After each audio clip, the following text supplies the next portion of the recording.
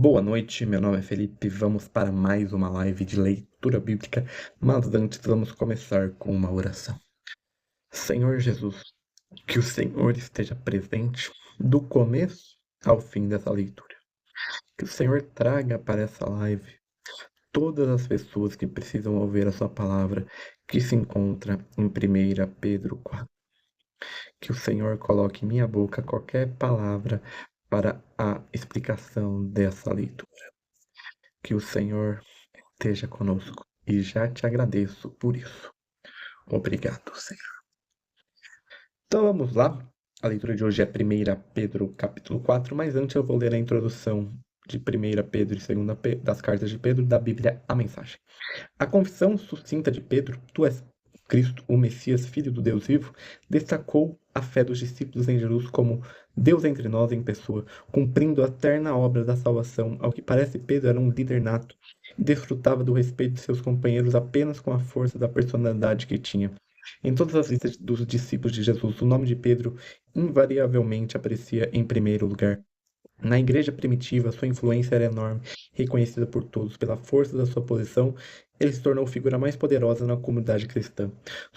Sua pregação enérgica, a oração fervorosa, a ousadia nas curas e a direção sábia confirmaram a confissão depositada nele. A maneira pela qual Pedro se comportou na posição de poder é ainda mais impressionante que o poder em si. Ele permaneceu fora dos holofotes, não se agarrou ao poder e manteve uma subordinação escrupulosa a Jesus. Com a sua personalidade carismática e a posição merecida de líder, ele poderia facilmente usurpar o poder usando a permanência da sua associação com Jesus para se promover. É admirável que ele não tenha feito isso. Tentação a que outros líderes espirituais não resistiram. Pedro é um gole de água fresca. Nas duas cartas que Pedro escreveu, transparece as qualidades de Jesus que o Espírito moldou nele. Prontidão para abraçar o sofrimento em vez de prestígio, sabedoria desenvolvida pela experiência não retida em livros, humildade que não se desgastou com o tempo. De tudo que sabemos das histórias antigas de Pedro, ele tinha todas as características de um homem brigão, mas podemos perceber por suas cartas que temper explosivos são simplesmente intratáveis, tornando-se um servo de Jesus Cristo ousado, confiante e humilde, esvaziando de si mesmo. Este é um exemplo poderoso de qual ele mesmo prescreve uma vida absolutamente nova, contudo pelo qual vale a pena viver. D. Quando Jesus o encontrou, Simão era um pescador judeu de uma vila marítima. Jesus apelidou de Pedro, pedra, um fragmento da rocha da fé. Pedro tinha conhecimento do hebraico e grego suficiente para fazer negócios na sua formação. Mas sua formação religiosa veio dos 3 anos que passou como aprendiz e amigo de Jesus. Na parte final da sua vida, quando os cristãos de todo o Império Romano vinham conhecê-lo, ele não se importava em reconhecer como arrogante quando jovem, mas quando foi preso e sentenciado à crucificação, pediu para ser crucificado de cabeça para baixo, porque parecia presunção morrer exatamente como seu mestre. Na época, a maioria dos novos cristãos na Turquia era formada por não-judeus e ex-pagãos. Paulo implementou as primeiras igrejas na Turquia, mas estava na prisão ou havia acabado de ser solto. Por isso, poucos dos novos convertidos nessas igrejas o conheciam pessoalmente. Eles sabiam pela experiência de Paulo que a fé poderia custar e enfrentar diariamente a ira de famílias, amigos e colegas de trabalho que se recusavam a acreditar que eles tivessem abandonado suas tradições para servir esse novo Deus. Assim, precisavam ouvir de Pedro o que era a fé verdadeira e como viver entre aqueles que o viam como traidores. Contexto. Entre 60 e 68 d.C., a população mundial era entre 20 a 300 milhões de pessoas. Entre 45 e 54 milhões estavam sob o Império Romano.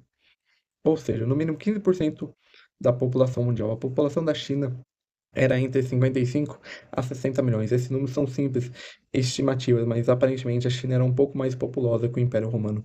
Mesmo assim, os romanos não conheciam a China, exceto por saber que a seda, um tecido fino e muito apreciado, eram comprados dos chineses. Por essa época, os chineses inventaram o papel e a porcelana, mas essas novidades não haviam chegado ao Ocidente. Então, esse é o contexto da lei das cartas de Pedro. Agora vamos ler o capítulo 4 na Bíblia de Jerusalém. E como ela é uma Bíblia de estudo, além do texto eu lerei também os comentários. Rompimento com o pecado. Pois que Cristo sofreu na carne, deveis também vos munir vós dessa convicção. Aquele que sofreu na carne rompeu com o pecado, a fim de viver o resto dos seus dias na carne, não mais de acordo com as paixões humanas, mas segundo a vontade de Deus. Já é muito que no tempo passado tem realizado a vontade dos gentios, levando uma vida de dissolução, de cobiça, embriaguez, glutonarias, de bebedeira e de idolatria abomináveis. Algo estranhamente que não vos entreguei a mesma torrente de perdição. Esse transbordar sem esperança de salvação que se opõe à água bem fazendo do dilúvio. Ou outra tradução, esse transbordar de desavisadão. E vós cobrais injúrias, mas disto há de contra. Não.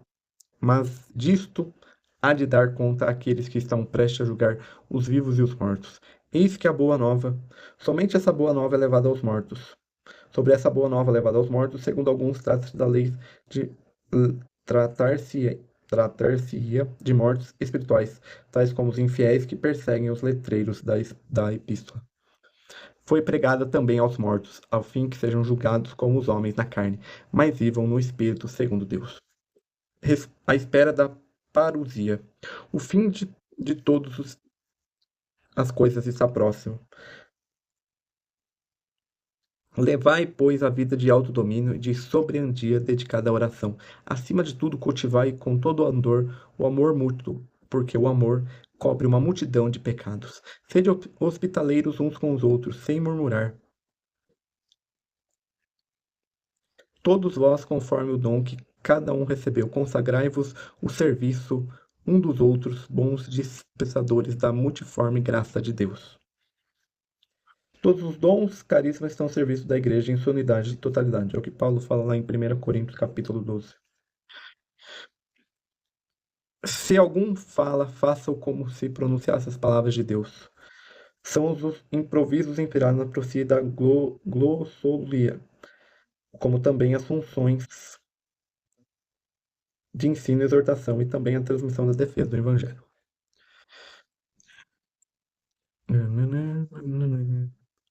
Alguém presta a um serviço? Não. Alguém presta um serviço? Certamente as diversas formas de ajuda mútua. Faça com a capacidade que Deus lhe concedeu, a fim de que em tudo seja Deus glorificado por Cristo Jesus, a quem pertence a glória e o poder pelos séculos dos séculos. Amém. Essa doxologia é a única do Novo Testamento que dirige a Deus por Jesus e depois ao próprio Jesus. Felizes aqueles que sofrem com Cristo. Amados, não vos alarmeis com o incêndio que lavra entre vós, a vossa provação, como se algo estranho vos acontecesse. Antes, à medida que participais do sofrimento de Cristo, alegrai-vos para que também na revelação da sua glória possa ter alegria transbordante. Aqueles que o batismo tornou participantes do sofrimento de Cristo têm assegurado também a participação em sua glória. Bem-aventurados sois se sofrerem injúrias por causa do nome de Cristo, porque o Espírito da glória, o Espírito de Deus repousa sobre vós, mas ninguém dentre vós queira sofrer como assassino ou ladrão ou malfeitor, ou como delator, mas se sofrer como cristão, não se envergonhe, antes glorifique a Deus por este nome. Com efeito, é o tempo de começar o julgamento pela casa de Deus. Ora, se começa por nós, qual será o fim do que os acusam a receber a boa nova de Deus? Se o justo com dificuldade consegue salvar-se, em que situação ficará o ímpio e o pecador? Assim, aqueles que sofrem segundo a vontade de Deus confiam suas almas ao fiel Criador, dedicando-se às práticas do bem. Aqui Deus é fiel como Criador, o que implica sua onipotência e seu domínio sobre os acontecimentos. Cristãos perseguidos podem apoiar, neste motivo, sua esperança inabalável. E é assim que nós terminamos a leitura de 1 Pedro, capítulo 4. Logo menos essa live estará disponível no YouTube. Tenha um bom resto de quarta-feira e até amanhã com mais uma leitura.